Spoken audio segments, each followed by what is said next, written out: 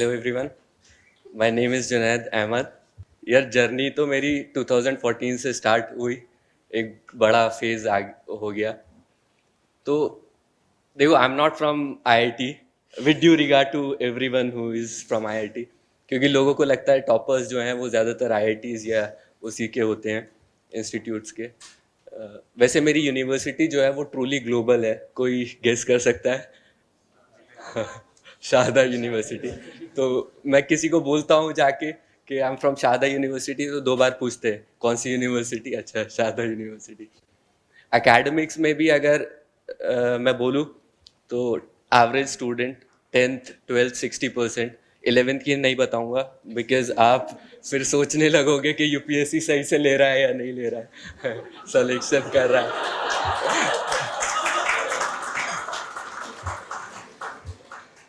Attempt 5th last year में revenue services में select हुआ था। दिस ईयर या 3rd। तो मेरा जर्नी तो ये था कि स्टेप बाय स्टेप मैंने चीज़ें देखी। प्रीलिम्स का एक नैक था मेरे पास, पता नहीं कैसे बहुत अच्छा स्कोर आता था, बट मेंस में प्रॉब्लम होता था। स्टार्टिंग के 2-3 अटेम्प्ट्स में मेंस नहीं हुआ था। तो व्हाट आई रियलाइज्ड कि मेंस में आपके जो आंसर राइटिंग होती है उसमें आपको ऑर्गेनाइज्ड वे में लिखना, स्ट्रक्चरिंग वो बहुत इंपॉर्टेंट होती है। तो स्ट्रैटेजी तो एक लंबी है पूरी, क्योंकि पीरियड भी बहुत लंबा है 5 साल का, तो यहाँ तो नहीं बता पाऊंगा। किसी को अगर वैसे पूछना हो तो बता दूंगा। लेकिन मेंस में यही रहता है कि आप कितना अच्छे से वहाँ पे प्रेजेंट कर सकते हो। मैं क्या करता था कि मेरे जो नोट्स मैंने 3rd अटेम्प्ट से क्या किया था, न्यूज़पेपर मैंने फोकस ज़्यादातर न्यूज़पेपर्स पे किया था। तो जो भी इश्यूज होते थे उसको मैं ट्राई करता था कंसाइज करने में, और क्या इशू है उसका क्या सोल्यूशन है, और वो बहुत छोटे उसमें मैं बुलेट पॉइंट्स में लिख लेता था। और इस तरीके से क्या हुआ था कि most of the issues cover हो गए थे। हार्डली अगर आप देखोगे तो 150 इश्यूज आते हैं, उससे ज़्यादा मिलेंगे भी नहीं, वो सारे कवर हो जाते हैं उस चीज़ में।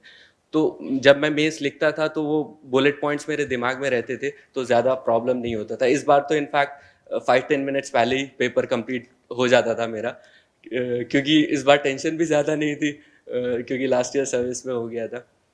तो यार देखो, मेरा एक्सपेक्टेशंस इतने हाई थे नहीं, क्योंकि मेरे जो बैचमेट्स हैं ज़्यादातर आईआईटीएंस और वो सब है, तो आईएएस के अलावा उन्हें मतलब आईएएस ही चाहिए। तो मेरा तो था रेवेन्यू सर्विस मिल गया, बहुत अच्छा है। अब जो भी ऊपर है वो बोनस ही है। तो इस बार, और मोस्ट ऑफ द थिंग्स क्या होता है जब आप एक्सपेक्ट नहीं करते हो ना तब आती हैं। मैंने कभी एक्सपेक्ट नहीं किया था 3rd रैंक आ जाएगा।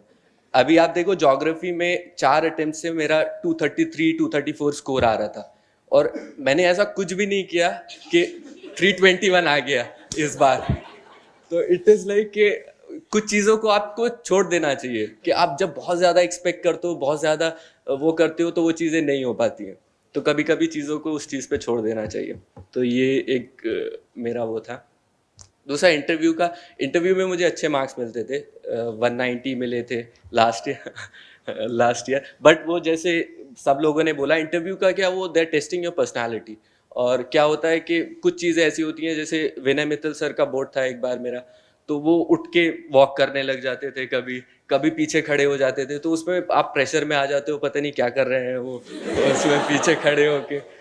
तो उस सब चीज़ों से इतना वो नहीं करना चाहिए। लास्ट ईयर सुजाता मैम का बोर्ड था, तो उनके पास में एक मैम बैठी थी, तो मैं कुछ भी बोलता था, उनका एक्सप्रेशन ऐसा होता, कुछ नहीं आता, कुछ नहीं आता।